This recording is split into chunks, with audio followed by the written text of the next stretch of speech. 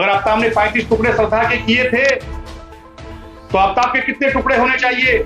हम आज भी वही मांग करेंगे, फांसी दो, फांसी दो, फांसी दो।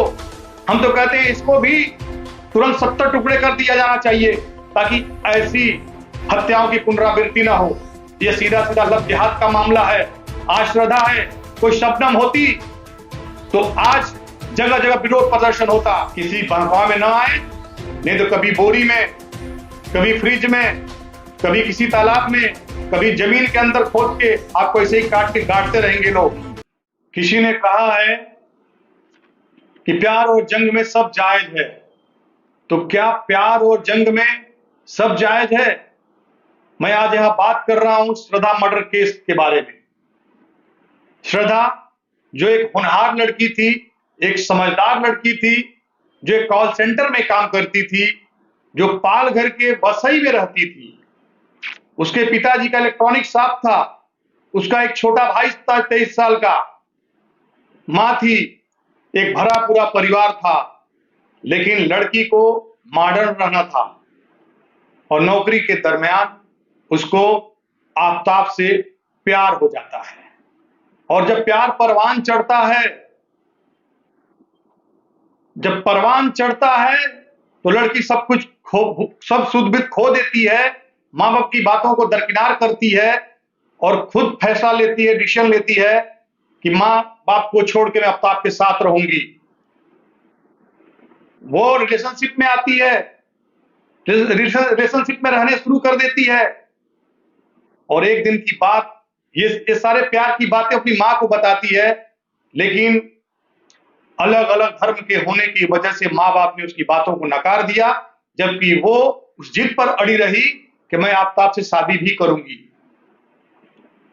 जरा समझिए, ये आजकल के बच्चे मां बाप की बातों को ठुकराकर खुद के फैसले को सही साबित करने पर जुटे हुए हैं। तो क्या उनके फैसले सही साबित होते हैं? इस मर्डर केस में मैं आपको सब बताऊंगा कि कैसे एक लड़की मुंबई से दिल्ली पहुंच जाती है, दिल्ली के मेहरौली में रहती है।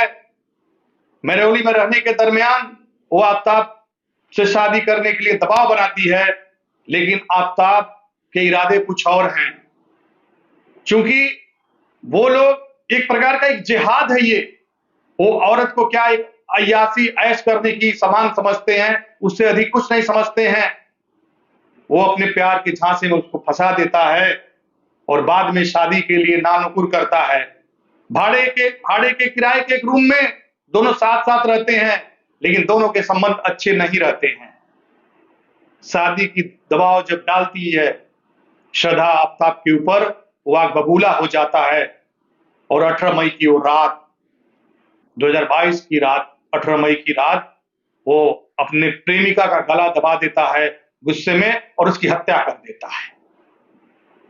हत्या करने के बाद से रात भर उस लाश के पास रहता है। वो प्लानिंग करता है कि कैसे सबूत मिटाऊं, कैसे इस लाश को ठिकाने लगाऊं। पढ़ा लिखा इंसान था, कॉल सेंटर में काम करने वाला था, दिमाग लगाया, गया मार्केट से फ्रिज खरीद के लाया, क्योंकि मई महीने में उमस दिल्ली में ज्यादा रहती है, गर्मी ज्यादा रहती है, और लाश के टुकड़े टुकड़े किए। उसने 35 टुकड़े किए और लाश को छतरपुर के पास जंगलों में, मेहरौली के जंगलों में अलग अलग ठिकानों पर फेंकता रहा। रात के 2 बजे निकलता था, अपना पीठ पर बैग लेकर फेंकता रहा। मैं वहां के प्रशासन से सवाल करता हूं, दिल्ली में 2 करोड़ से ज्यादा लोग रहते हैं, दिल्ली में कम से कम 90,000 पुलिस वाले रहते हैं, वहां पे लोग रहते हैं। दिल्ली में बोलते हैं कि दिल्ली में बड़े बड़े राजनेता, प्रधानमंत्री, राष्ट्रपति, मिनिस्टर, सांसद सब रहते हैं और दिल्ली की पुलिस भी है, दिल्ली की पब्लिक भी है। क्या किसी ने ऐसे क्रूर आफ्ताब को नहीं देखा जब वो श्रद्धा की लाश को ठिकाने लगाने के लिए रात को 2 बजे निकलता था? किसी ने पूछताछ नहीं किया? और क्या वो आफ्ताब डरा नहीं, मैं पकड़ा जाऊंगा? सबसे बड़ी बात यह है कि प्रशासन की भी फेलियर है और वहां के जो लोग हैं, जो अपने आजू बाजू में जो पड़ोसी हैं, उनको भी ये जानकारी नहीं होती मेरे बाजू में कौन रह रहा है, मेरे पड़ोस में कौन रह रहा है, और बेखौफ ये दरिंदा उस लाश को ठिकाने लगा देता है। जब सोशल मीडिया स्टेटस के माध्यम से उसकी लड़की की कोई गतिविधि उनके परिवार को नहीं पता चलती, उनको दोस्तों को पता नहीं चलती है, तो उन लोग उसकी तलाश शुरू कर देते हैं, और तलाश में जो ये मामला आता है, सनसनीखेज हत्या की मामला आता है, वो आपके सामने है, सारे न्यूज चैनलों पर है, सब जगहों पे है। आप देख रहे हैं सोशल मीडिया के माध्यम से कि किस तरह से आफ्ताब ने क्रूरता की सारी हदें पार कर दी। अगर आफ्ताब ने 35 टुकड़े श्रद्धा के किए थे, तो आफ्ताब के कितने टुकड़े होने चाहिए? हम आज भी वही मांग करेंगे, फांसी दो, फांसी दो, फांसी दो। हम तो कहते हैं इसको भी तुरंत 70 टुकड़े कर दिया जाना चाहिए, ताकि ऐसी हत्याओं की पुनरावृत्ति ना हो। यह सीधा सीधा लव जिहाद का मामला है।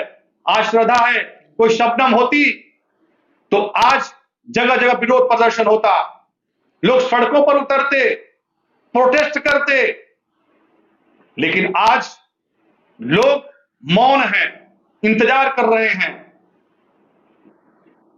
अपनी बारी का। मैं उन लड़कियों को साफ संदेश देना चाहता हूं जो लव जिहाद के एंगल को नहीं समझती हैं कि मेरा वाला अब्दुल अच्छा है। उनको साफ मैं बता देना चाहता हूं कि देख लो, ये तुम्हारे सामने आज एक श्रद्धा गई है, कल उस फ्रिज में तुम्हारी भी लाश हो सकती है। तो आपको संभलना होगा, बच्चियों को संभलना होगा, और जो माँ बाप हमें प्यार देते हैं वो प्यार कोई नहीं दे सकता है।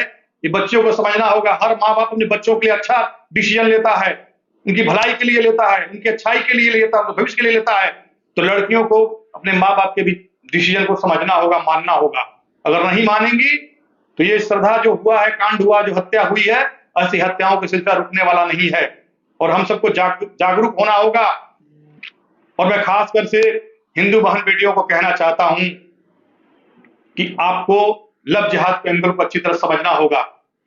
किसी बहकावे में ना आए, नहीं तो कभी बोरी में, कभी फ्रिज में, कभी किसी तालाब में, कभी जमीन के अंदर खोद के आपको ऐसे ही काट के गाड़ते रहेंगे लोग। आपको अब जगना होगा और जवाब देना होगा, और सारे हिंदू समाज को और जो अच्छे लोग हैं उनको भी जवाब देना होगा। जय हिंद।